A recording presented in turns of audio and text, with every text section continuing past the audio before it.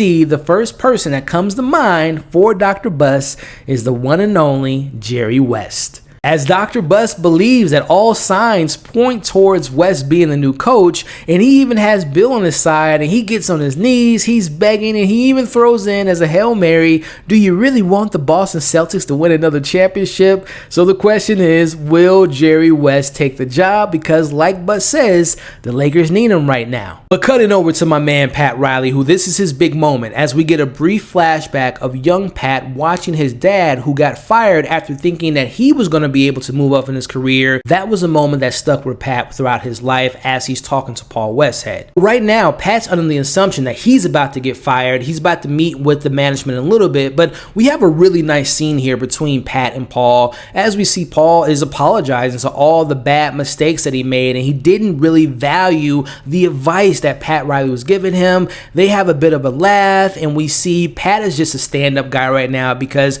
he could just be, you got me fired, F you, screw you, this, that, and the third. But instead, Pat Reilly shakes his man's hand and he goes an extra step further and he thanks him for giving him that shot. Again, it's a small, short scene, but I really did appreciate their brotherhood that they had between season 1 and also in season 2. They had their ups, but they also had their downs, but I really enjoyed that scene, and it just kind of encapsulates their friendship that they built over these last few seasons with winning the championship, but also getting booted out of the first round. Let me tell y'all something right now. The genius, and I mean genius shot that we have. Pat is feeling like he's about to lose his job. He's about to miss his opportunity. We see that he slicks his hair back with some water as we start to get the classic look of Pat Reilly, and that was 100% foreshadowing to what's about to happen later in this episode. I love this little scene here. As he's ready to think he's about to get canned, only for Bill and West to grab him to go see Dr. Buss, as Pat is being told that what's about to happen is going to happen in front of the press and he doesn't want to get embarrassed, only to learn that it's his time to be the coach. But is he going to be the head coach full time, or is it just a temporary position? As ladies and gentlemen, this actually happened. We go to the press conference where we see Dr. Buss announces that he's fired Paul Westhead. Then he gets crazy here. He's just winging it at this point. He announces that Jerry West will be the offensive coach and Pat Reilly will stay on as a coach, but not the actual coach. And rightfully so, the questions start to come in from the media because right now this is a crazy situation. Like I had mentioned, Dr. Buss is just going on a whim right now as the media is asking him who's going to pick the lineup, who's going to pick the plays, who are we going to talk to at the end of the games, as Dr. Buss looks at them and says, you know what, those are some great questions. Let me go ahead and have Jerry West answer those.